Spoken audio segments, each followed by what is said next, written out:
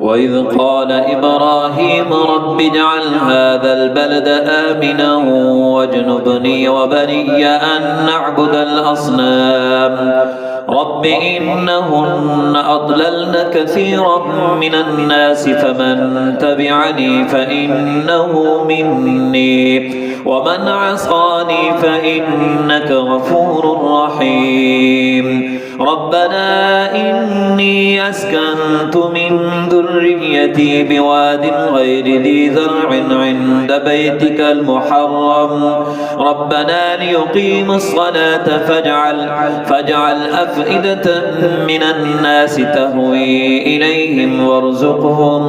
وارزقهم من الثمرات لعلهم يشكرون